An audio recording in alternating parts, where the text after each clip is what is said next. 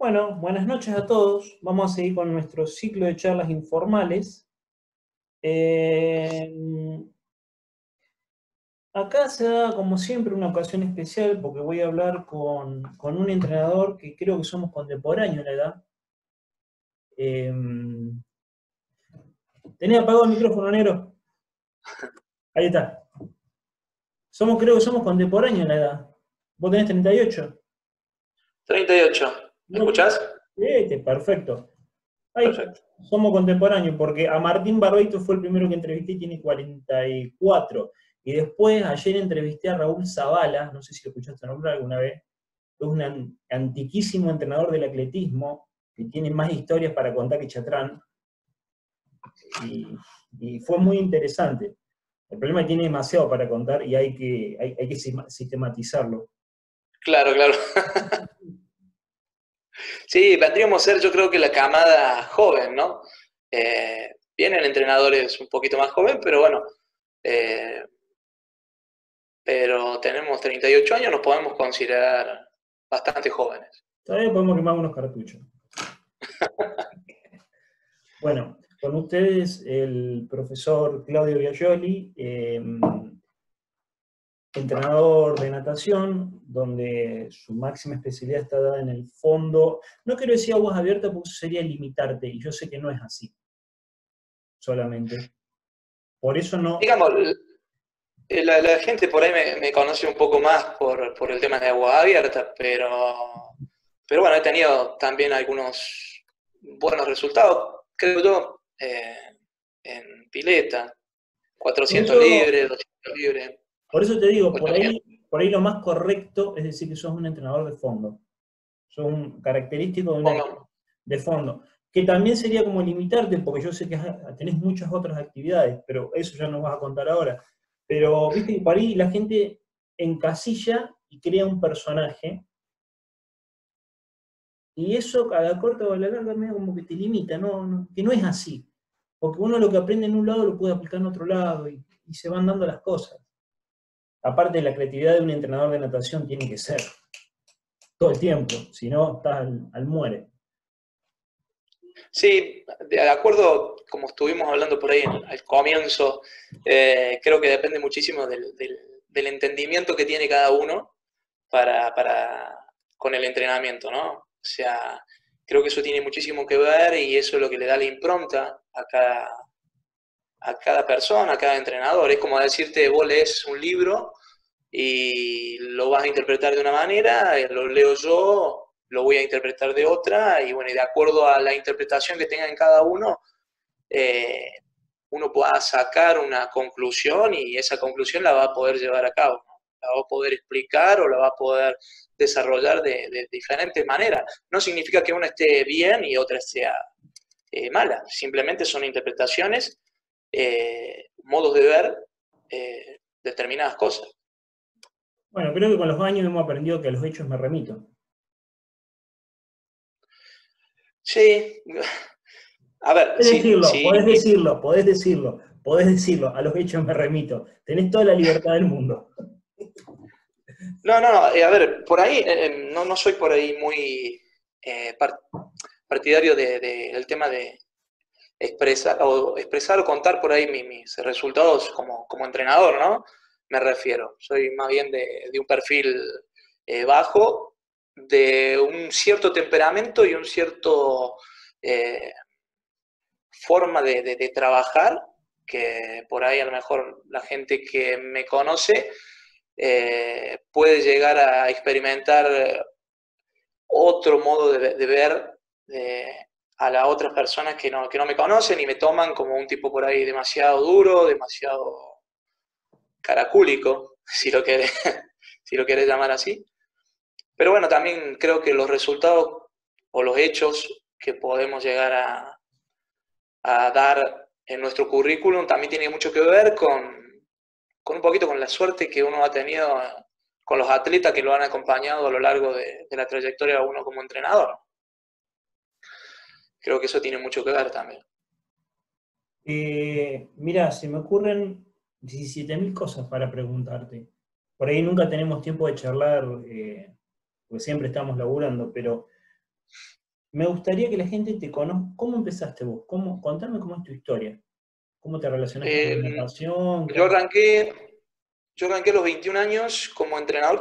Por eso digo también de que tiene mucho que ver con ese poquito de suerte que uno pueda llegar a tener en la vida, de cruzarse con las personas adecuadas, las personas que, que te permitan crecer, porque muchas veces uno puede tener las condiciones, pero si no tiene por ahí los atletas, no puede llevar a cabo todo lo que sabe, ¿no? Yo arranqué a los 21 años en el colegio Gabriel Tavori, de la mano Taborín. de la mano de Andrés Minelli. Ujú. Y bueno, fue él el que me permitió por ahí desarrollarme y crecer, ¿no? A una edad muy temprana, 21 años, y bueno, a lo cual le estoy profundamente agradecido. Arranqué muy joven, creo que eso es una ventaja. Cometí muchos errores también en ese lapso de juventud. Estuve ahí desde los 21 hasta los 25, 26 años. Y después, bueno, ya empecé a trabajar de manera independiente, digamos, Que vos ¿no? venías de la natación, vos eras nadador. Sí, soy ex nadador de Ujú. los malos, pero, pero soy ex nadador. Sí, sí, sí, nadé desde los 5 años. 5 años, dejé a los 15, volví a los 18 años y es ahí donde lo conocí a André Minelli, que comenzó a ser mi entrenador. Y bueno, me da la oportunidad a los 21 años de comenzar como entrenador. Claro, te pregunto porque, por ejemplo, yo no he sido nadador. Yo vengo de la gimnasia artística y me encontré con la natación por accidente. No fue. Entonces, por ahí me interesa tu historia de origen por el entendimiento que tenés del deporte. El- Sí, es bueno, por ahí he conocido muchos entrenadores por ahí que no vienen del deporte, pero que han sabido llevar todo lo que interpretan de lo que les toca estudiar de la mejor manera al entrenamiento. Por ahí puede ser una ventaja venir del deporte, puede ser. Creo, mira, si vos me preguntas, una ventaja es, en mi caso, de haber sido un deportista bastante vago, de conocer por ahí todas las cosas que podía llegar a faltarme para ser un deportista que me hubiera destacado. Me faltó mucho sacrificio. Y bueno, eso como entrenador lo puedo llevar a cabo con mis atletas, ¿no? Eh, creo que también a los 21, 22, 23 años comencé a desarrollar el derecho de piso, que eso también es lo que nos permite a nosotros valorar muchas veces eh, el trabajo, los logros a esa edad. Vos imagínate que trabajar a las 4:30 de la mañana era más bien un gusto o un desafío y no era remunerado. Eh, entonces esas cosas, eh, ¿por qué digo siempre y recalco el tema del poquito de suerte? Porque eso hoy no lo podría hacer, ¿me entendés? Porque hoy tengo una familia, tengo hijos y bueno, trabajar ad honores y pagando el derecho de piso tal vez no lo pudiera llegar a desarrollar. En ese momento lo hice con muchísimo gusto, con muchísima pasión, eh, pero bueno, gracias a Dios se fueron dando los resultados, pero también tenía una espalda que era mi familia, era mi viejo, que apostó también a eso, ¿no? Voy a hacer una pregunta indiscreta. ¿Vos me la respondés o no? Porque lo he escuchado de toda la rama de ustedes. La, el- lo escuché de tu hermana más chica, lo he escuchado alguna vez de tu hermana de tu hermana ¿cómo es? Ceci y Romy. Sí, no sé si la Ceci es más grande que vos, no, más chica. No, Ceci, Vos sos el que mayor. no escuche, que no escuche esta nota porque te va a matar. No, 35 La tiene 35, yo me Cecilia. confundo, no me acuerdo si tiene 36 o 35, te juro. No, 35, yo 38. Claro, que no me mate. Y lo escuché varias veces de vos cuando me has contado las anécdotas de la panadería. Sí. Y hay te cuento de dónde viene la pregunta. Tu hermana, la Romy, en un momento dado, un día de mucho frío, me acuerdo porque, viste ese frío que cae en la pista de ciclismo que te rompe los huesos, que te corta. Sí, sí. Eran como las 8:30 de la noche, ellos estaban haciendo pasadas, estaban recagados de frío, no se habían podido volver a Europa, no me acuerdo cómo es. Me dice, esta noche me hace acordar a mi papá que se había comprado el auto y que me fue a esperar, y que no nos podíamos encontrar porque yo no me acordaba qué auto se había comprado. Y el despiste que tenía tu hermana. Bueno, sí, pero ella es un despiste. Sí. Y entonces dice, mi papá, dice, y lo dijo con una expresión que me hizo acordar a vos, porque vos una vez cuando me nombraste a tu viejo, también me lo nombraste con la misma expresión. Con una expresión de nostalgia importante. Y me acuerdo de una charla que tuvimos en Santa Fe, cuando la primera vez que yo fui a la Santa Fe Coronda, después de, no me acuerdo si fue el día, no, fue la noche posterior a la Santa Fe Coronda, que estábamos todos reunidos tomando algo ahí en la ¿cómo es? Ahí en la peatonal, que vos me dijiste, mi papá siempre fue como el que nos aglutinaba junto con mi mamá. Siempre se ponía bajo el ala de mi mamá y era el que nos aglutinaba al principio. Entonces, la pregunta, ¿a qué va la pregunta que te voy a hacer?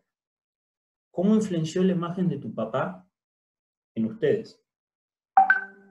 Mirá, a ver, el tema es que nosotros venimos de una familia bastante humilde, llámese humilde a la cuestión, nunca nos faltó nada, llámese humilde a la cuestión por ahí del entorno social, de todo lo que uno tenía que hacer, era un poquito más de esfuerzo para cubrir ciertos gastos que, bueno, que este deporte lleva. Entonces por ahí muchas veces, obviamente que la imagen de un padre de que se sacrificó muchísimo para que sus hijos pudieran cumplir los objetivos, no deja de ser muy influyente, no deja de haber marcado para los tres un referente a seguir.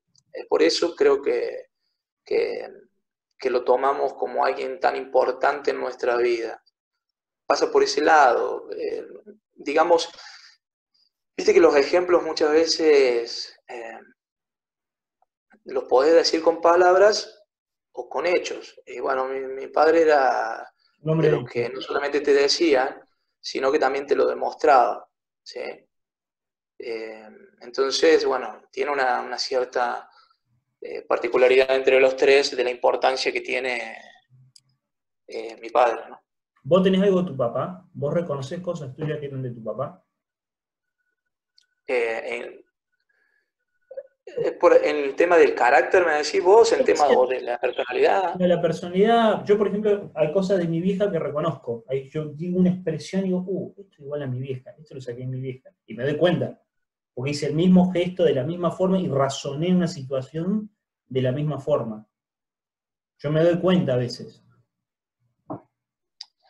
A ver, creo que tengo muchas cosas por ahí positivas y también tengo, a ver, para ser franco, ya que la charla, que la particularidad que tenés como para dar al entrevistado la libertad, ¿no? de expresarse, lo cual está bueno, está muy bueno.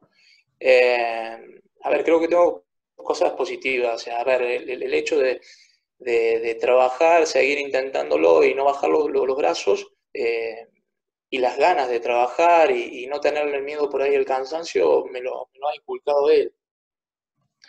Creo que eso es algo que lo tengo de él. La filosofía de vida que él tenía de vivir la vida a tu manera en un rincón, porque él tenía un carácter bastante parecido, o yo tengo un carácter bastante parecido a él. Él tenía la filosofía de esto, o sea, yo no le jodo la vida a nadie, no quiero que me la jodan a mí. Entonces él vivía de una manera muy tranquila, sin joderle a nadie, pero tampoco No lo busques. que lo molestara. Claro, ¿no? no lo buscaras. No le metieras el dedo en la llaga. Claro, sí, pero era muy, muy, muy tranquilo. Él no era una persona extremadamente sociable. En eso me parezco también. Por ahí, gracias a mi trabajo, bueno, creo que te obliga, ¿no?, a ser un poco más sociable. Vos sabés que yo siempre digo que a mí la profesión me salvó la vida, en el sentido de que me obligó a tener que ser más sociable. Yo no era muy Sin lugar a sociable. dudas. O sea, Sin lugar a tuve dudas. que aprender a hablar con padres, tuve que aprender a hablar con los chicos, tuve que aprender ciertas cosas, el Bochi me ha cagado a pedo 1000 veces. ¿Cómo vas a decir eso, animal, delante de la gente? 1000 veces, no una, 1000 veces. ¿Entendés? Entonces son cosas que uno las va aprendiendo por ahí. Sí, sí, sí, sí. A ver, las personalidades, ¿qué fui? O sea, él me terminó marcando, mi padre me terminó marcando justamente la evolución que uno tiene que tener en la vida como hombre, y en cuanto al carácter también, ¿no? Es muy influyente y tiene mucho que ver con lo que uno eh, termina dando también en la profesión, porque va todo relacionado. Si vos te llevas mal con todo el mundo, no podés interrelacionar con nadie, ¿no? Entonces tampoco podés vivir solo. Creo que eso también me lo ha inculcado él. Pero bueno, eso te lo va dando también la madurez. Tal vez yo las palabras que me decía a los 21, 25 años no es de la misma manera, o no me lo tomaba de la misma manera que me lo tomo hoy. Toda esa enseñanza hoy me doy cuenta de que tiene razón, y puedo dar fe de bueno, que termina siendo así. En la parte profesional, si vos me preguntás a mí, vos me decís, a ver, Claudio Villazoli temperamental, calentón, No dije que nada. se Yo enojaba. no dije nada. Lo dijiste Pero por vos. eso digo, pero creo que ese incluso es el que ha ido cambiando, ¿no?, a lo largo de la etapa, y yo hoy con 38 años te aseguro que ya no soy el mismo de cuando tenía 25 o 26 años. Pero creo que el que tenía 25 o 26 años tal vez es el que dejaba al 100%, no medía nada y dejaba el 100% en el trabajo.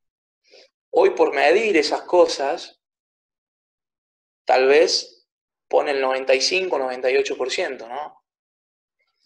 Hay que tener cuidado con las cosas que uno va cambiando, ¿no? Porque está todo relacionado. ¿Cómo? A ver, explícame eso, contame. Y, por Me ejemplo, me decirte, a interesa ver, muchísimo que me lo expliques. Me interesa, te juro que me interesa un montón. por ejemplo, a ver, a los 25, 24, 23 años, un entrenamiento salía mal llámese de Guillermo o de Cecilia, y tal vez el Claudio temperamental, que se enojaba y que se sacaba, se quedaba de las 7 de la mañana hasta las 4 de la tarde en la pileta sin dejarlo salir. Situación que hoy no lo haría. Pero situación que hice, no me arrepiento, ¿sí? Lo hice y fue lo que me llevó por ahí a conquistar y a tener grandes resultados deportivos.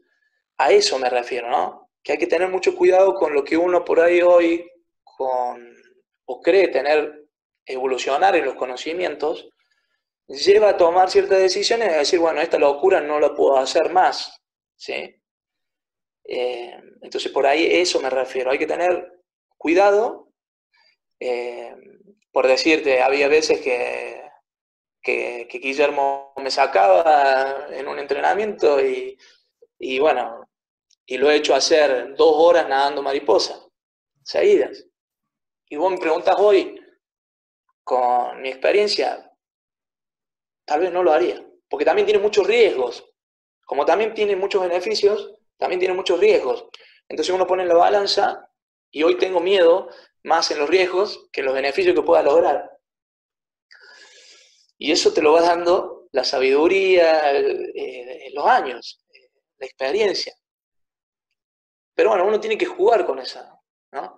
Porque vos me decís, pero vos a través de esos entrenamientos lograste estos resultados. ¿Me explico?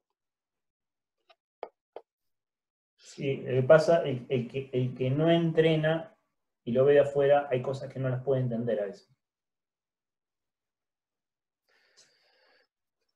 A ver, y muchas veces a nosotros mismos nos pasa de modificar entrenamientos, modificar estructuras de trabajo para que el atleta muchas veces se sienta bien y trabaje a gusto. Y vos decías, en otro momento tal vez no lo hubiera hecho. Me hubiera enfocado en confiar en mi instinto y saber de lo que tiene que hacer, lo tiene que hacer, sea cual sea su situación psicológica, sea cual sea su situación física. Y es muy riesgoso también. Yo creo que pasar, si bien el alto rendimiento es insalubre, porque a mi modo de ver tiene una gran parte de ser insalubre, son elecciones de vida que uno lleva al límite del cuerpo bajo circunstancias que no son las adecuadas, donde por ahí a lo mejor en un momento deberías parar. El tema es el que sabe jugar con eso, ¿no? El que sabe ir por ahí a 100, 150 kilómetros por hora y bueno, y entrar a una curva a los 100 y no despistarte.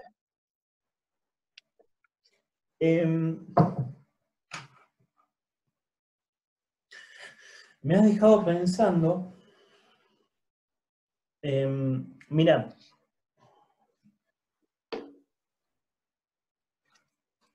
viste que o sea, la charla, a mí no me gusta hablar de entrenamiento porque para que la gente sepa, por ahí el que lo ve de afuera, todos hacemos más o menos lo mismo. O sea, no hay, podemos, qué sé yo, uno levanta una piedra y otro levanta un paracaídas, pero todos hacemos más o menos lo mismo. No hay secretos en el mundo, menos hoy. No. No existen los secretos del mundo. Existe la consistencia y existe la confianza. Sí, yo esto lo he hablado con varios entrenadores y la confianza de que yo me pongo en tus manos y confío en lo que vos me decís que tengo que hacer. Así sea totalmente lógico, así sea una cosa... Totalmente, el entendimiento que uno tiene del entrenamiento y cómo lo lleva a cabo y obviamente la relación que tiene con el atleta para convencerlo que lo que uno desarrolló es lo adecuado para conseguir un objetivo. Muchas veces uno puede tener el mejor plan del mundo, pero si no convence al atleta, no vamos a lograr nada. Háblame del convencimiento. Háblame primero de tu convencimiento y después háblame del convencimiento para con los chicos tuyos. Bueno, justamente eso tiene que ver muchas veces con la personalidad que uno tiene, con el ego, porque muchas veces, a ver, el ego está mal interpretado, mal Totalmente. El ego, visto. le han pegado por todos lados al ego y el ego es lo que te permite avanzar. Le han pegado totalmente. Sí, es lo que te permite justamente no creerte mejor que otro. Obviamente que algunos lo utilizan mal, ¿no? Yo al ego lo utilizo para creer que yo soy capaz de lograr algo y de ahí convencer a mis atletas. El convencimiento más claro que yo he tenido en mi vida ha sido por ahí con mis propios atletas, con los resultados deportivos que se han podido conseguir. A ver, Cecilia cuando se vino conmigo,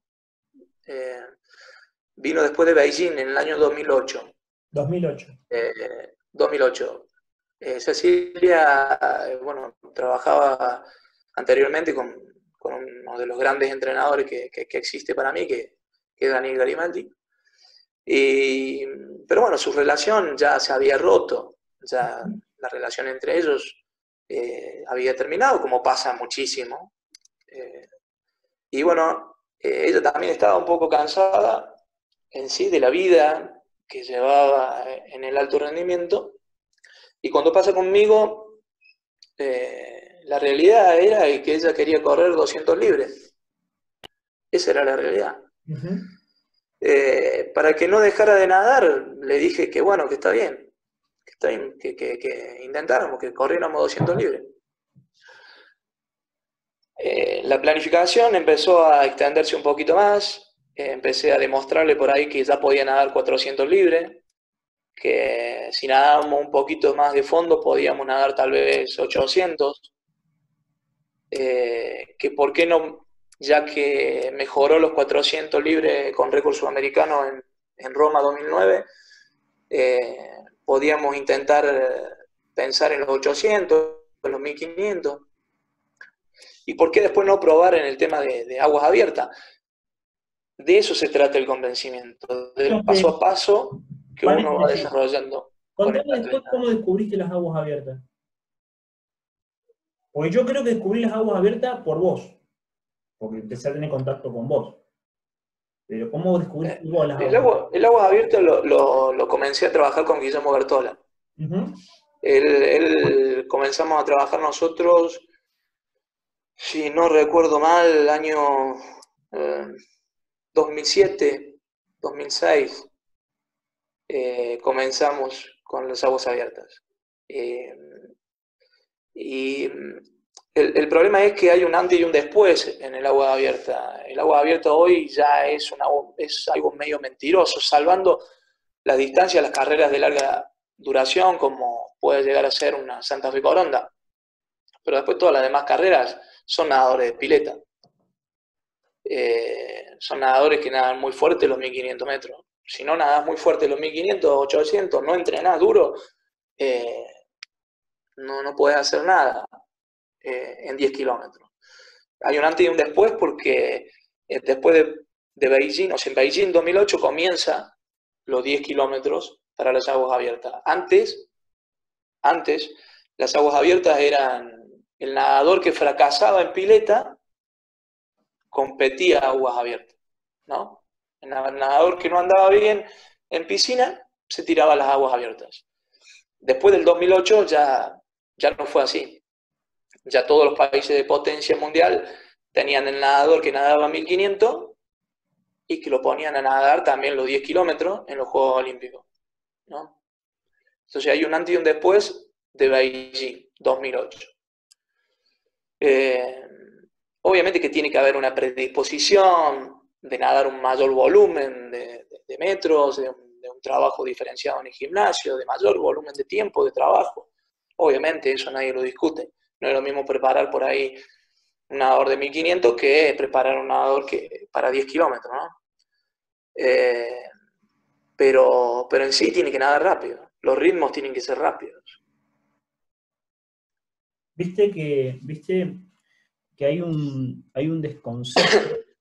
Es más, yo te voy a confesar que yo lo he visto, pero no lo he vibrado, porque entre tantos conceptos que me ha enseñado el Bochi, hay un tema que es de la vibración, que uno vibra en una frecuencia e intenta meterse en otra frecuencia. Vos deduzco, corregime si estoy equivocado, cuando empezaste a ir a competencias internacionales, empezaste a vibrar en otra frecuencia, y eso te fue llevando a otra frecuencia y a otra frecuencia, o sea, no fuiste el mismo. Pasaste un umbral y no fuiste el mismo. Entonces, explicarle a la gente, en tus palabras, qué diferencia hay entre el nadador que entrena duro y qué diferencia hay entre el nadador que es realmente de alto rendimiento. Porque hay El mucha nadador gente que de... entrena duro, Sí, hay mucha no, gente no, que no, entrena duro, pero no es de alto rendimiento. Y creen sí, que sí, esa sí, dice, es hacemos claro, alta competencia es de duro. claro, es claro el ejemplo. El nadador de alto rendimiento no solamente tiene que nadar rápido, sino que tiene que ser, para mí, fuerte mentalmente. Hay nadadores, como decís vos, que sacan trabajos increíbles en pileta y lo he visto, pero a la hora de competir no puedes llevar a cabo. Entonces, mentalmente tiene que ser diferente. Para mí el deportista de alto rendimiento es aquel que tiene justamente lo que hablábamos del tema del ego, tener un ego muy particular y creer que puede con el objetivo que tiene al frente. Para mí esa es la diferencia con el nadador que nada rápido, ¿no? Porque, ¿sabes por qué te digo? ¿Por qué te pregunto? Porque con este tema de las redes sociales y el montón de información, lo puedo decir porque la entrevista es mía, no le debo nada a nadie, basura que dando vueltas, revistas, boludeces, millón de Sí, cosas sí. que dando vueltas, se genera un falso concepto. Porque tampoco es el mismo entrenador que entrena. Voy a decir, a ver, vamos a poner un ejemplo. Yo entreno 10 corredores en el parque y los llevo a correr a Buenos Aires. Tengo marcas entre 3 horas 20, 2 horas 50, 3 horas, está bien. No son malas marcas, pero son marcas de medio pelo para abajo. Y yo digo, entreno y yo he escuchado decir alta competencia. No, la alta competencia pasa por otro lado. Y no estoy hablando de los metros, no estoy hablando solamente de... Estoy hablando también de la intriga, del convencimiento.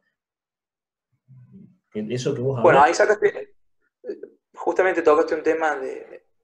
Principalmente pasa con los atletas, no tanto en los nadadores, me parece. Hay mucha información con el tema de los triatletas, de los maratonistas. Los atletas son los peores.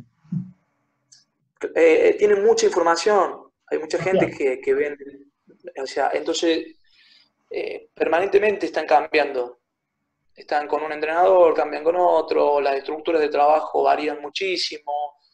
Tiene su lado positivo porque nunca terminan afianzándose a ninguna y hay sorpresas en el cuerpo que generan ciertas mejoras. Pero la palabra rutina es la que te desarrolla a vos como atleta de alto rendimiento. A mi modo de ver, ¿no? La rutina, la que para muchos lo destroza, le destroza la cabeza, para mí al atleta también lo forma y lo hace que sea tan repetitivo que se vuelva prácticamente natural, Lo que el Bochi ¿no? dice, frecuentar la monotonía constante, la monotonía constante, la monotonía, Sí, monotonía. totalmente. Y mejorarla, mejorarla, Totalmente. mejorarla, mejorarla, frecuentarla y mejorarla. Totalmente. Eh, Me parece que por ahí los maratonistas y los triatletas viven otro concepto, ¿sí? Y Totalmente. se basa en otros conceptos. En cambio, los nadadores no. Generalmente el nadador es de tener una fidelidad con el entrenamiento, con el sistema, durante por lo menos un buen lapso de tiempo, ¿no? No son muy comunes los nadadores que cambian frecuentemente de entrenador. Entonces, eso permite que justamente uno se termine afianzando dentro de un mismo sistema y eso te permite entrar en la rutina de sacar trabajos que muchas veces lo vas a repetir muchísimas veces y lo podés comparar y, y bueno, y eso también, como te digo yo, tiene para mí son más ventajas que desventajas, ¿no? Sí, contrario a lo que la gente cree, los deportistas cuando cambian de entrenador es por una cuestión de convencimiento y de ideología, no es una cuestión de... Es muy raro que sea una cuestión metodológica, es raro, es muy raro eso, pero me parece que es una cuestión de convencimiento. El problema está que hoy día hay tanta información, que el atleta a veces quiere saber, no es que el entrenador sepa más, sino que alguien tiene que dirigir. Los roles tienen que estar claros. Alguien tiene que dirigir y alguien tiene que hacer. Y convencer en que los roles Yo, están claros. yo creo que Yo creo que tarde o temprano el entrenador sabe más que el atleta por la sencilla razón de que se equivocó mucho más. ¿Sí? Ajá. Entonces, para mí eso te permite tener mucho más campos eh, minados donde vos decís, acá no tengo que pisar porque exploto, acá no tengo que pisar porque exploto. Entonces, como que tiene mucho más experiencia en donde no tiene que ir. Y más cuando uno juega con el filo de las lesiones físicas, mentales. Entonces, para mí, si el atleta elige a un entrenador, lo más sano sería confiar en ese entrenador, ¿no? Y cuando vos decís que es lo más sano sería confiar, yo tengo una pregunta desde tu experiencia. Muchas veces, pregunto, muchas veces los atletas con muchas lesiones o muchas cuestiones de los atletas vienen por una falta de convencimiento, más que por una cuestión fisiológica, lógica? Para mí es de todo, un Es de todo, poco. ¿no? Sí. Esto es de todo un poco, porque en realidad eh, para mí tiene que ver hasta la vida que viene arrastrando en su vida emocional, de vida de, por decirte, de pareja, vida, para mí tiene que ver todo lo que el deportista desarrolla en un entrenamiento. Por eso muchas veces hay cosas que yo no realizo con determinados atletas porque considero riesgoso para la mentalidad que hoy tienen. Por ejemplo, eh, eh, muchos trabajos de potencia, de arranque, de cargada, yo con mis atletas no realizo. Por la sencilla razón de que es tanta la carga que manipulo con ellos en cuanto a volúmenes de nado, que muchas veces el humor con el que van a realizar el gimnasio no es el mejor. Y si ese humor lo llevan a un mal gesto técnico, corren un gran riesgo de lesionarse. Entonces, todas esas cosas las tengo muy en cuenta y si bien uno lo habla, lo explica, son profesionales y trata de que ellos entiendan de que por ahí muchas veces está bueno hacer ese tipo de trabajo, eh, muchas veces los problemas que traen son seres humanos y bueno, lo llevan a la práctica. Y bueno, no es lo mismo nadar por ahí un bloque de 3 kilómetros con snorkel, con manopla, de mal humor, que hacer un gesto técnico en un arranque de mal humor, ¿no? Vos sabés que el otro día, en relación a eso, que me pareció muy ofensivo, creo que nadie lo dijo por respeto, pero a mí me generó una ofensivo porque a veces te toman de estúpido, vos decís, no puede ser, o sea, hay una falta de respeto a los entrenadores. Hacen una charla privada que había que anotarse con Horacio Anselmi, ¿sí? Entonces, el tipo tratando, decía lo mismo que hace 20 años atrás. Cuando yo estudiaba en el profesorado, el primer libro que me compré de Anselmi decía exactamente lo mismo. Ha cambiado 2 o 3 cosas y una coma, pero es exactamente lo mismo. No estoy desmereciendo los resultados encima, lo que estoy desmereciendo es que él habla como si nosotros fuéramos unos burros en ciertas cosas, y vos ahí diste con la clave. El único que puede entrenar al atleta es el entrenador. Por más que un libro... Mira, yo creo que es muy amplio y abarca a muchos profesionales que quieren intervenir por ahí en el entrenamiento. Hay mucho de escritorio, a mi modo de ver. Hay gente que habla atrás de un escritorio, que escribe atrás de un escritorio, que cataloga atrás de un escritorio y que saca conclusiones que las quiere llevar a cabo o preparar a entrenadores, docentes, para que lleven a cabo sus conclusiones. Personas que nunca estuvieron al lado de una pileta. ¿Sí? Entonces eso es muy, muy, muy confuso, muy triste también, porque hablan de más. Yo creo que, como te dije, hay muchos entrenadores de escritorio y hay pocos entrenadores que son los que están al lado de la piscina, desarrollando, trabajando y al lado del atleta, y que son los que realmente saben lo que pasa. Esto pasa como el médico que vos llevas a tu atleta para decirle, mira, tengo de acá a 2 meses un evento internacional y el médico te dice guarda cama durante una semana. Me parece totalmente antiprofesional porque para eso se lo digo yo, que no soy médico.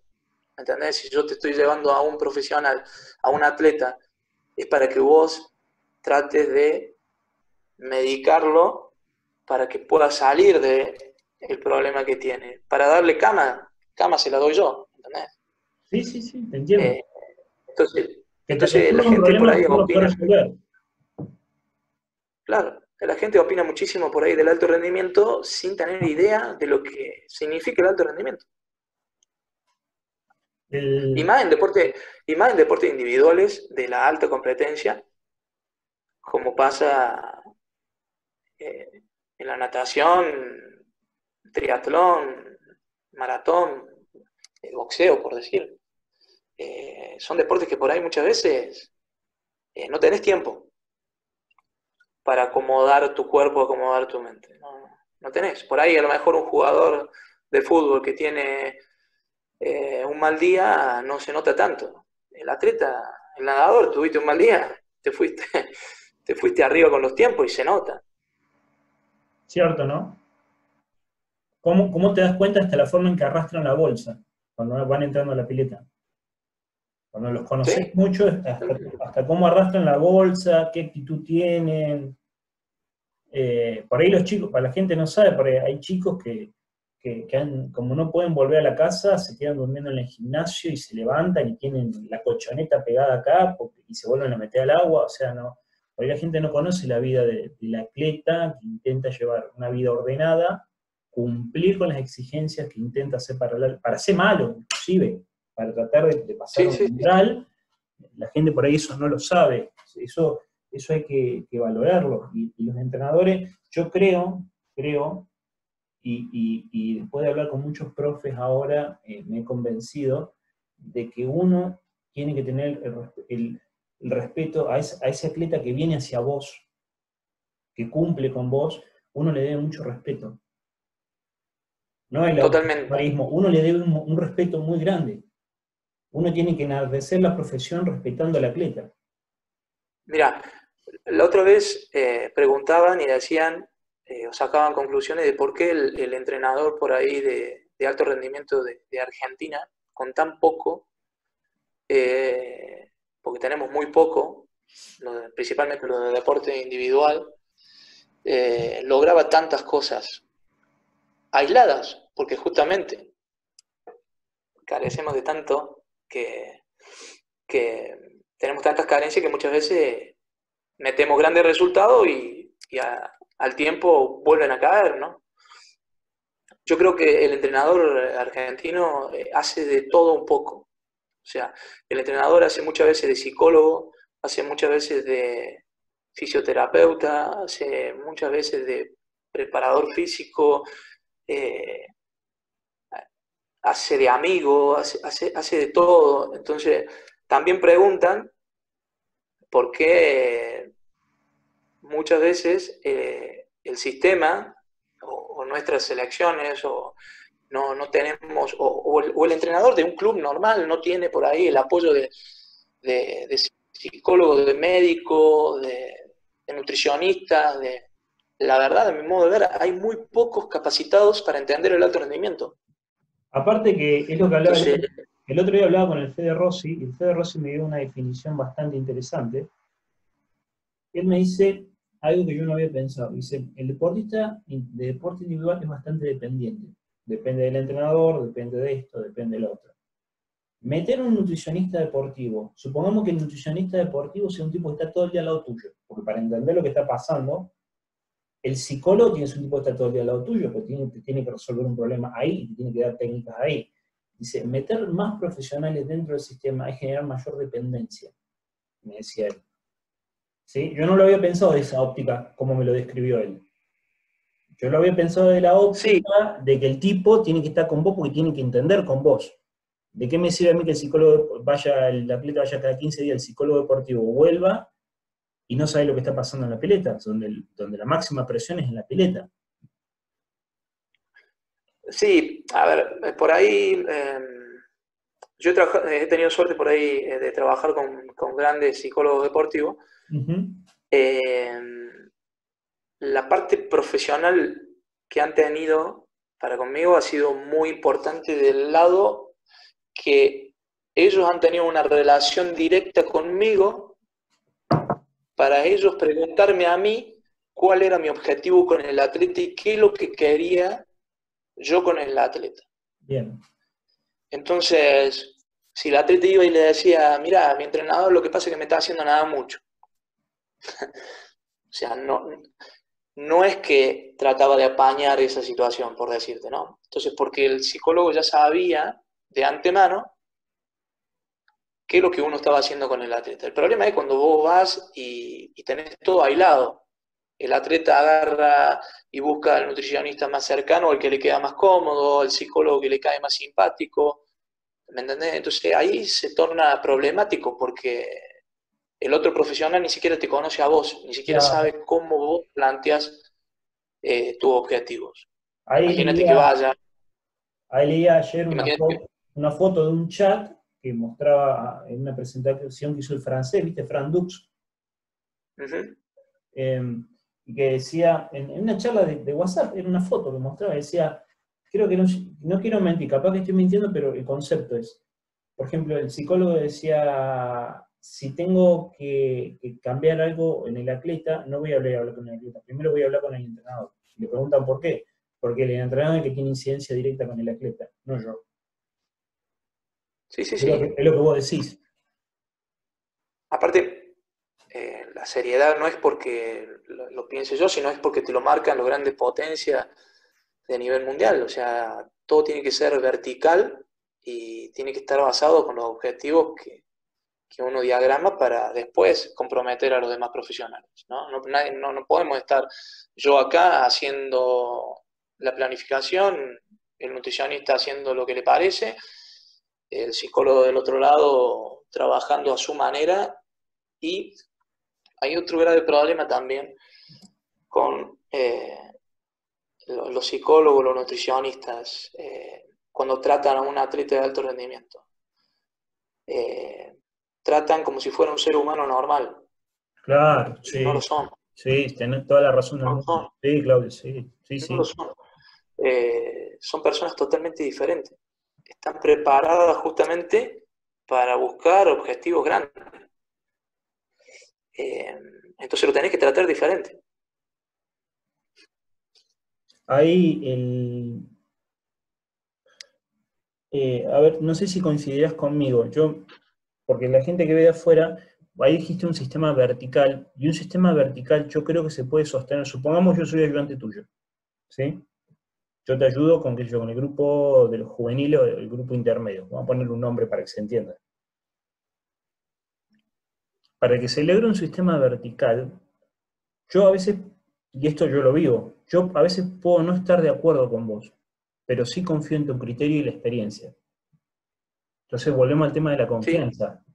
Yo no puedo no estar de acuerdo en determinado momento con determinada decisión, qué sé yo. En vez, yo te puedo decir, qué sé yo, una huevada normal. ¿Para qué lo vas a hacer nadar 2000 mariposas mal si haciéndolo nadar 1000 mariposas bien, técnicamente conserva el estilo? Por darte una. Y yo puedo no estar de sí, sí, acuerdo, pero si vos sí, has tenido cierto resultado con ese sistema, yo confío en, o sea, vos para lograr el sistema vertical, se basa en la confianza, pues yo puedo no estar de acuerdo, pero confío en tu criterio porque todos somos alineados a un objetivo en común.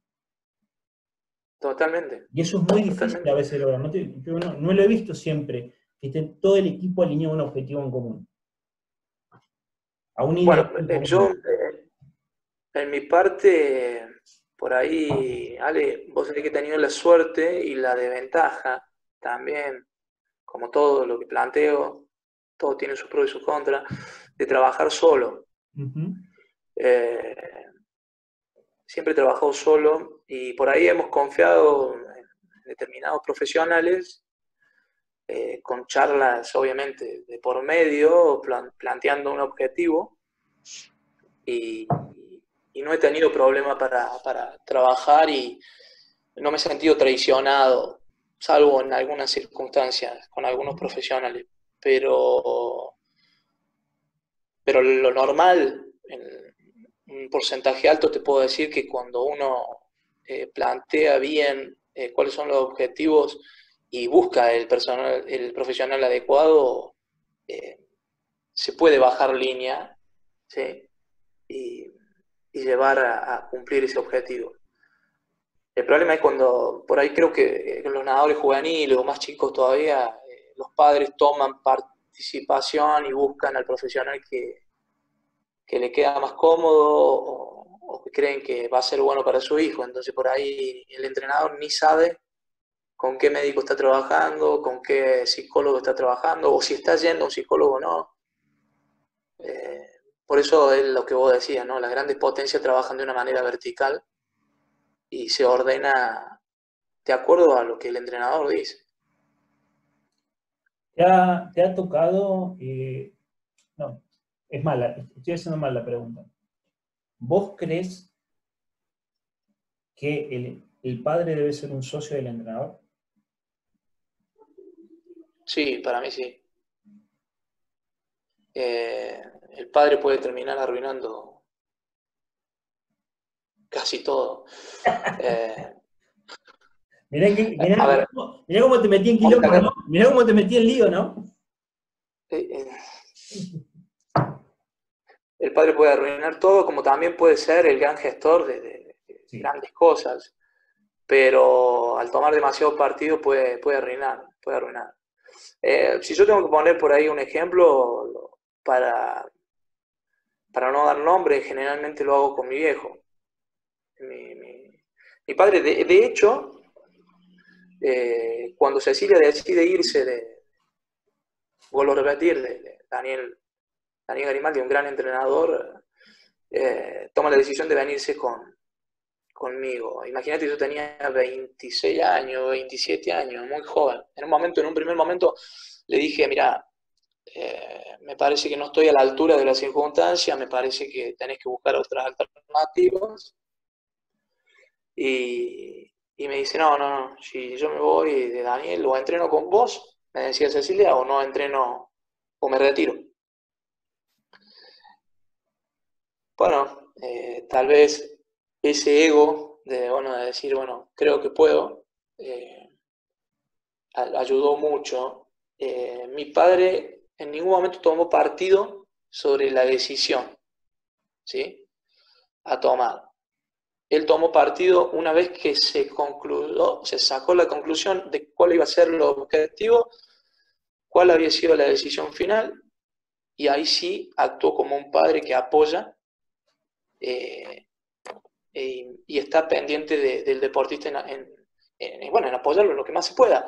Y cuando éramos chicos, nunca se metía en absolutamente nada, o sea, no opinaba de tiempos, no opinaba absolutamente nada, simplemente colaboraba con tener bien la alimentación, tener bien el descanso, llevarte, traerte y nada más.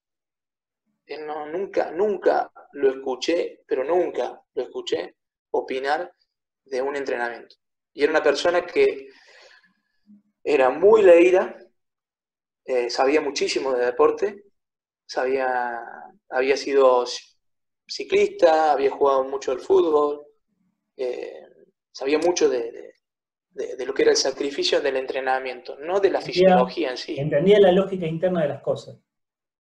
Sí, pero tenía la capacidad, la gran capacidad, de no opinar, que no todos los padres la tienen. A los padres, entiéndase lo que voy a decir, porque por ahí va a sonar mal, pero no sé cómo decirlo de otra manera. A los padres hay que educarlos.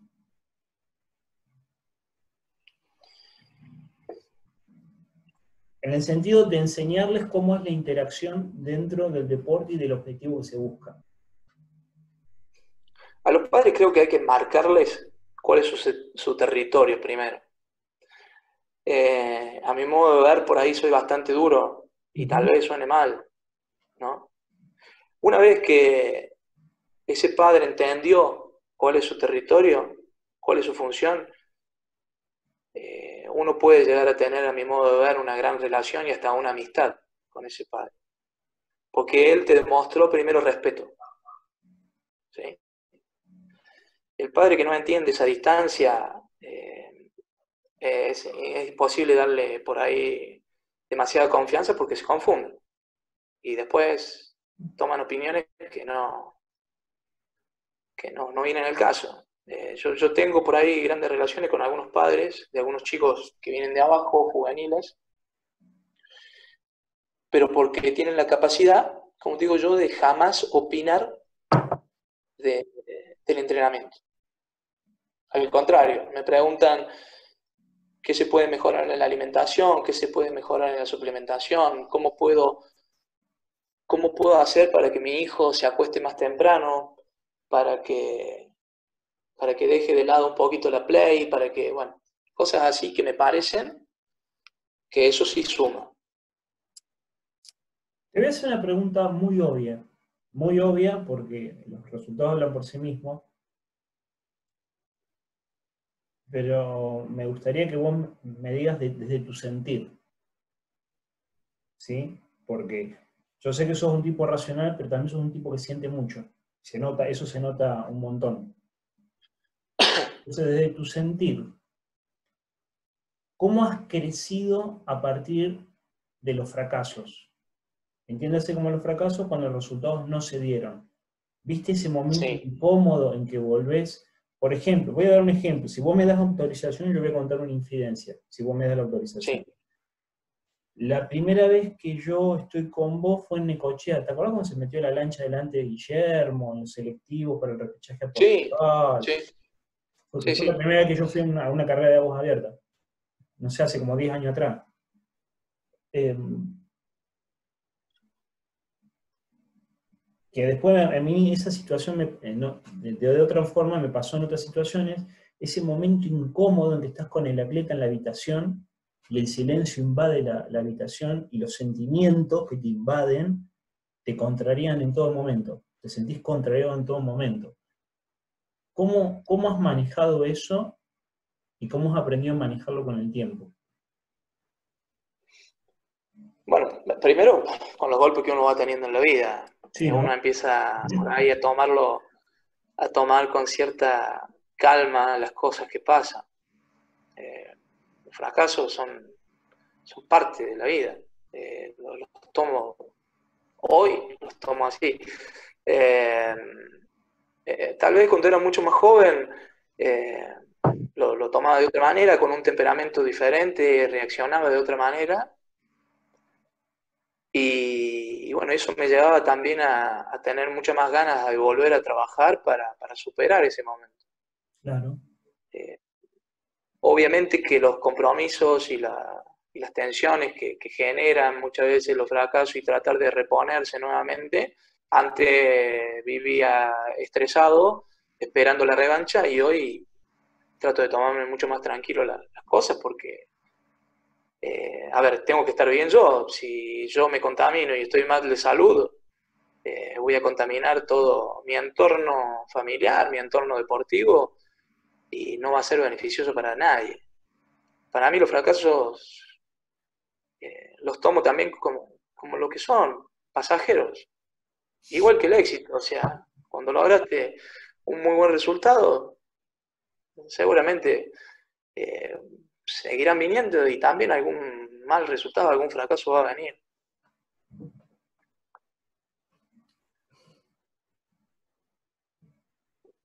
Viste que es duro. A mí me ha pasado volver con los chicos cuando un resultado no se da y ese silencio que tu mente va meditando cosas. Y no querés mentir tampoco, porque vos viste que no querés mentir, Sí, pero a veces se te traban las palabras acá las tenés. Que no salen hasta que después pasa un poco. Pero sí, es duro, a veces es duro. sí. Esa sensación es dura.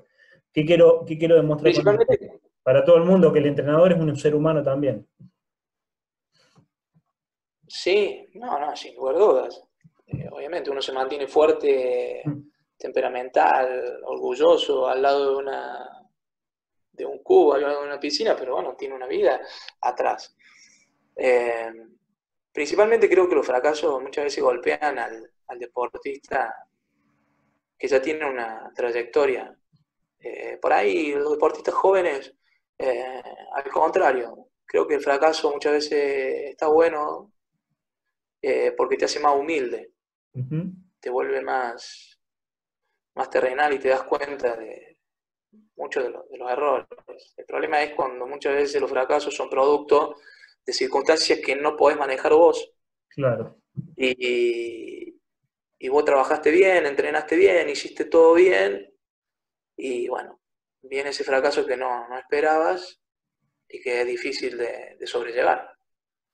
Por eso siempre digo de que el deportista de alto rendimiento, el de mucha trayectoria, el de avanzada edad, es el que le cuesta un poco más. Está bien. No lo había pensado de esa perspectiva, pero está muy bien. Está bien. El tiempo pasa, Ale. El tiempo pasa y muchas veces se van acabando los cartuchos, ¿no? Se van acabando las posibilidades de seguir consiguiendo resultados. No es lo mismo un fracaso para un pibe de 20, 21, 22 años que para alguien que tiene 35, 36. Son ya las últimas oportunidades, ¿no? Y por ahí, y eso es la responsabilidad que tiene el entrenador, de tratar de manejar esos últimos cartuchos que le quedan al deportista lo más inteligentemente posible. El Bochi No, siempre, sin lugar a dudas. el Bochi También siempre me creo que si dice ese atleta que... llegó... No, perdón, dale, no te quise interrumpir, decime. Decía que por ahí también, si creo que si ese deportista llegó a los 35, 36 años, es porque ha tenido una trayectoria muy importante, ¿no? Que lo ha hecho seguir en ese camino y lo sigue manteniendo en la elite, porque vos no podés seguir en la elite por más que hayas tenido grandes resultados si no te seguís manteniendo fuerte, rápido, porque lamentablemente de esto se trata. La trayectoria te marca una historia solamente. No te van a permitir y decir, vení, vos vas a estar, vas a seguir estando en la selección y vas a seguir yendo al Mundial Panamericano por tu trayectoria. No, si no nada rápido, si no rendís, no vas a estar. Entonces creo que eso también te hace ser fuerte, ¿no? Mentalmente. Tenés muchos años de trayectoria.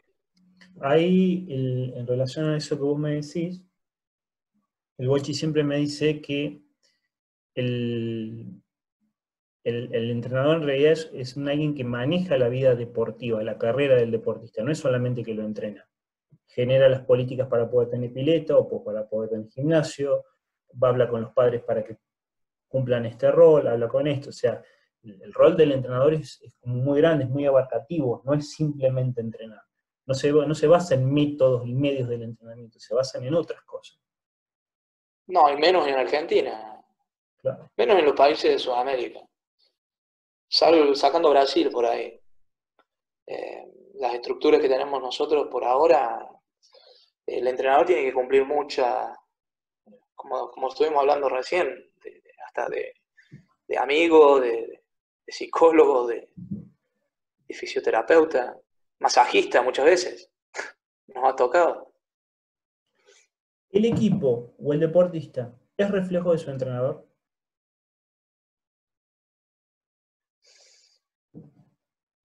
Muy buena pregunta, pero es complicada, porque por ahí uno tiene una personalidad, ¿no? Yo creo que a la hora de competir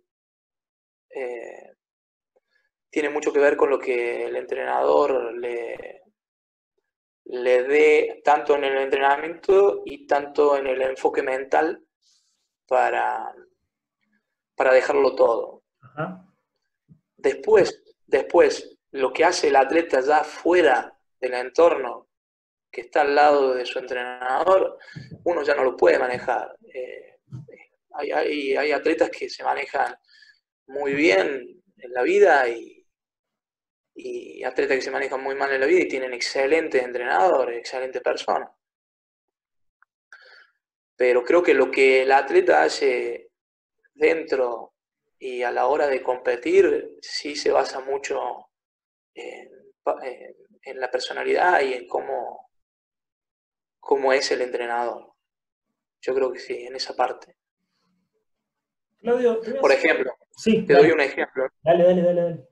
Te doy un ejemplo. O sea, por ahí creo que, viste que cada entrenador, vos decís, tiene su imagen o su impronta en determinadas cosas. Vos decís, este es muy técnico, este le gusta nadar mucho, este le gusta por ahí perfeccionar tal cosa, este es perfecto en las largadas, este es perfecto trabajando los finales. Bueno, cada entrenador tiene su impronta. Por ahí que digan que un nadador mío por ahí tiene poco fondo, me preocuparía, digamos. Claro, te entendí perfectamente. Te entendí perfectamente. ¿Hay algún entrenador que vos admires? Que vos digas, que hayas dicho, qué bueno esto, o un tipo que te haya llamado la atención, o una mujer entrenador que te haya llamado la atención. Mira, he hablado con muchos, he tenido suerte de hablar y me he rozado con entrenadores de muchísima trayectoria. A ver, el caso de Bochi Sosa, Daniel Garimaldi, son personas que en mi juventud se han acercado, me han dicho, me han dado ejemplos, me han dado consejos y la verdad que los guardo con gran aprecio, gran cariño. Lo que pasa es que no son referentes solamente para mí, yo creo que son entrenadores de muchísima trayectoria. Hay entrenadores que admiro muchísimo por la capacidad que tienen de desarrollar a un atleta con poco trabajo, con mucha mentalidad. Yo no tengo esa filosofía, pero bueno, sé que hay entrenadores. El caso, no sé si vos lo has conocido, Carlos Maine, es un entrenador bueno, que tuvo en su momento a Flor Gione, tuvo también a Georgina Bardach en su momento. Es un entrenador que por ahí no practica la misma filosofía, era un entrenador que trabajaba muchísimo la técnica y trabajaba muchísimo el enfoque sobre un trabajo específico de carrera, y la verdad yo lo admiraba porque a mi modo de ver era muy poco el volumen que trabajaba, pero la verdad que le daba resultados, o sea, ha tenido muy buenos resultados en pruebas como 200 mariposas, ¿no? Que no son fáciles Una prueba de desarrollar. Los 200 es una prueba. Sí, una prueba muy dura. También he tenido por ahí la suerte de trabajar en mis comienzos a los 20, 21 años, cuando comencé en el Taborín, con los entrenamientos de Tato Mokagata, con José Miolans, tomándole tiempo, viendo cómo eran los entrenamientos. O sea, son cosas que uno no se olvida y que siempre va a estar agradecido. También los consejos de Andrés Minelli, justamente en mi comienzo ahí en el Taborín. Hablo con muchos. En la actualidad por ahí tenemos la suerte de compartir con Federico Rossi, con Gustavo Roldán, pero bueno, las reuniones que hacemos muchas veces se tiran diferentes visiones de entrenamiento y uno agarra lo que le sirve, ¿no? Obvio, sí, por supuesto, por supuesto. Ahora, si vos me preguntás a un entrenador que me abrió la cabeza, que tuve la suerte de que se me cruzara en un mundial en Roma 2009, Paulo Wilderboer, fue un entrenador que me abrió muchísimo la cabeza. Yo no lo conocía y se me acercó porque me vio joven, 27, 28 años, y me preguntó él con una gran humildad. Bueno, después terminé sabiendo de que era un entrenador de grandes campeones europeos, mundiales, y con una humildad muy grande. Entonces, esos son personas que te terminan marcando. Sobre todo el desinterés con el que muestran sus conocimientos. Para mí eso es importante. Muy importante. Es importante. Sí, eso es cierto. Eso es muy importante.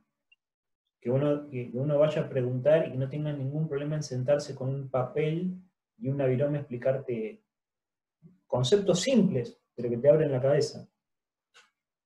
Sí, totalmente. Te iba a hacer una pregunta, pero te voy a hacer una pregunta más general y yo calculo que vas a ir por ahí. Pero, ¿qué es para vos? Escuchá bien lo que te voy a preguntar, ¿no? Es una pregunta muy simple. ¿Qué es para vos el amor? Uh, Te juro por Dios que me mataste, boludo. Bueno, dame un ejemplo. No, no, no. No, no, tranquilo, a ver. El amor, y esto demuestra muchas veces la gente que me conoce, por ahí me ve, y generalmente lo demuestro para hablar así en casero, ¿no? Con la admiración y no sé si decirte lo baboso de un padre con, con, con mis hijos. Ay, cómo no Porque aposté plata y esta, ganaba. ¿Cómo no aposté? Sabía que ibas a ir por ahí. Sabía que ibas a ir por ahí. ¿Cómo no aposté plata? eh, vos sabés que la situación de levantarme cada mañana y ver a mis hijos y poder ir a darle un beso, eh, para mí está la mayor expresión de amor. De agradecer a Dios de que estén durmiendo tapados en un día que afuera hace 6 grados cuando muchos niños están durmiendo en la calle, cuando mucha gente sufre mucho. eh, lo que siento es un profundo amor y agradecimiento a esa situación que me toca poder vivir, ¿no? ¿Sí? Eh, ¿Sí? el, el poder compartir con mi madre una copa de vino, de buen vino. Ah, cierto que a vos te gusta el Eso vino, me también. había olvidado. A mí me gusta el buen Te vino. gusta el buen Pero, vino, me había olvidado. Poco pero bueno, una vez me dijiste. sí, sí, sí, sí. Son costumbres que... esas cosas para mí se refleja el amor, el respeto, la gratitud. Ujú. Para mí está relacionado, ¿no?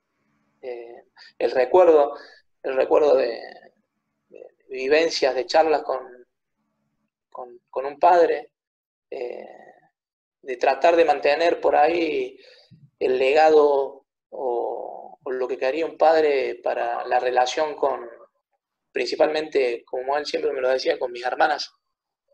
Eh, para mí eso es amor, respeto, gratitud a todo lo que uno Sí, sí, sí, obvio. vivió, ¿no? Voy a probar a hacer algo, para ir cerrando, voy a probar a hacer algo, no sé si me va a salir, yo voy a tratar de probar a hacerlo. Sí. Que este es un concepto que yo lo digo siempre, se lo robé a Alejandro Dolina, que es, alguien dejó una pregunta para vos, Uh-huh. no sabía que eras vos la persona que lo dejó, Bien. porque te va a sorprender quién la dejó la pregunta. Alguien dejó una pregunta para vos, y yo quiero en realidad, que vos me dejes una pregunta para la próxima persona que viene que voy a entrevistar, que no sé quién va a ser. Eso es lo Sí, bueno. lo vi a eso, lo vi a eso, ¿Eh? lo vi ahí en la entrevista o sea, no vi la pregunta, pero vi esta parte. Yo te voy a compartir la pantalla. No sé si me va a salir. Esto es en vivo, no sé si me va a salir. Si me sale, es un golazo. Soy un capo. Dale. Te va a sorprender. Pero no fue queriendo, ¿eh? Salió de casualidad.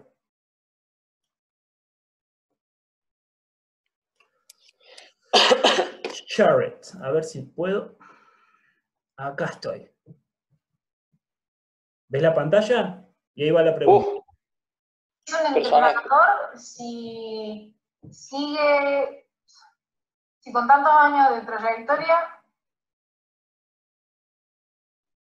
sigue, como si sigue dedicándole, no sé si es así la pregunta, si sigue dedicándole, invirtiendo las mismas horas en su atleta, en el que corresponda. Sí, si sigue invirtiendo las mismas horas en su atleta que con toda la experiencia que tiene, que cuando era joven, recién estaba empezando. Porque creo que, bueno, las cosas van cambiando y uno aprende un montón más y quizá piensa que ya no es tan importante dedicarle tiempo a un atleta, Entonces, eso hablaría de si lo hizo en algún momento ¿por qué cambió? ¿Por qué cambió que lo hizo? ¿Entendés? O sea, ¿por qué cuando era joven lo hizo? ¿Por qué creyó en ese momento que valían la pena esas horas que le dedicaba a un atleta? ¿Y por qué hubiera cambiado? ¿Por qué cambia ahora? O sea... Perfecto. ¿Se entendió? Ahí se entendió la pregunta. Fue bastante clara ahí.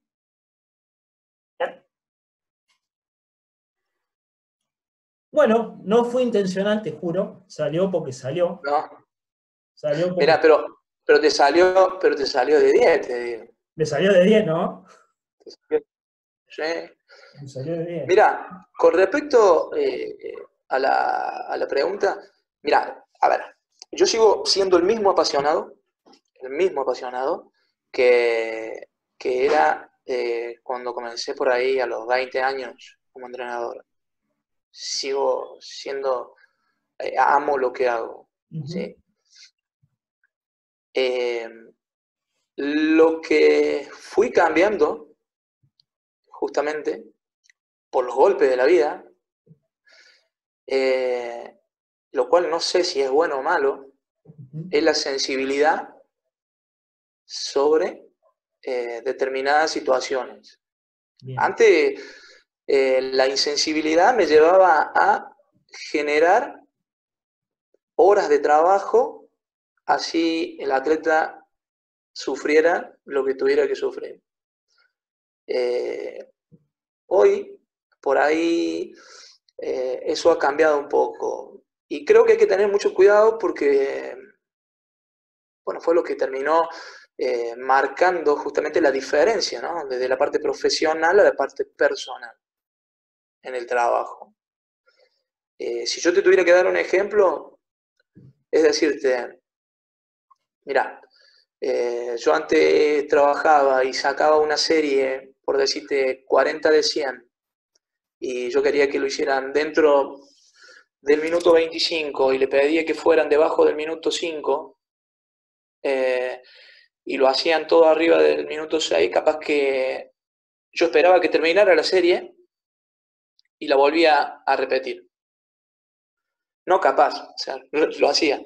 Lo hacía. ¿Sí? Lo hacía. Y bueno, y después, por decirte, había veces que había que sacar otro trabajo, no lo cumplían, y bueno, tirábamos al final del entrenamiento, esperaba que terminara el entrenamiento, uno de 2000 mariposas. Lo hacía. Hoy pretendo, muchas veces, que el atleta interprete lo que uno le pide y que lo haga que realmente porque quiere y está convencido de lo que está haciendo. ¿Sí? Pero creo que eso lo podemos hacer cuando el atleta ya está maduro. Cuando el atleta por ahí es juvenil, creo que estas formas de demostrar un incremento de trabajo también es una forma de demostrar disciplina, y que en la vida no podés hacer lo que tengas ganas, y que en la vida muchas veces tenés que dejarlo todo. Entonces, en eso sí creo que por ahí he ido cambiando. Que vuelvo a repetir, por ahí hay que tener mucho cuidado para no volverse blando, digamos, en el mundo del entrenamiento. Sí, se entendió perfectamente. Ahora, yo quiero que vos me dejes una pregunta para la próxima persona que tenga la locura de querer sentarse conmigo a hablar. ¿Qué pregunta dejarías? Mira, una pregunta que yo muchas veces hasta yo mismo me hago, ¿sí? Teniendo con el libro o el diario de mañana, digamos, el diario, sabiendo lo que ya pasé, lo que ya viví, y sabiendo de que cometí muchos errores, yo me pregunto esto, hoy con la sabiduría o la experiencia que tengo hoy, en aquel momento donde cometí el error, sí creo que lo hubiera hecho de una mejor manera y hubiera obtenido un mejor resultado. Esa sería la pregunta. Esa sería la pregunta. O sea, no sé si fui por ahí claro, Sí, digamos. de haber sabido hace, supongamos, 10 años atrás, lo que O sabes sea, si hoy, yo me traslado, claro, la pregunta sería, con la experiencia que hoy tengo, ujú, ¿qué hubiera logrado? Tal vez con otros atletas que cometí errores, esa sería la pregunta. bien, Si hubiera sido mejor o no. la pregunta será hecha. Espero que la logren entender. Yo creo que si la persona que venga la va a saber entender. Claudio, te agradezco infinitamente tu tiempo. Realmente yo sé lo que es estas horas para nosotros los profes, estar despierto y lúcido. Así que yo te agradezco infinitamente los conocimientos y las opiniones que has compartido hoy conmigo y para la gente que ve el video. ¿Mm? No, muchísimas Realmente gracias a vos, Vale. La verdad agradezco. me sentí muy cómodo. Tener una gran capacidad, te digo, como te lo dije al comienzo, de permitir que al entrevistador, el entrevistado se sienta muy cómodo. Así que, la verdad, felicitaciones. Bueno, me alegro que te haya gustado. Espero que se repita en algún otro momento. Vamos a ¿Por ir. qué no? Claudio, te agradezco un montón tu tiempo. Cuídate mucho y saludos a la familia. Muchísimas gracias, Ale.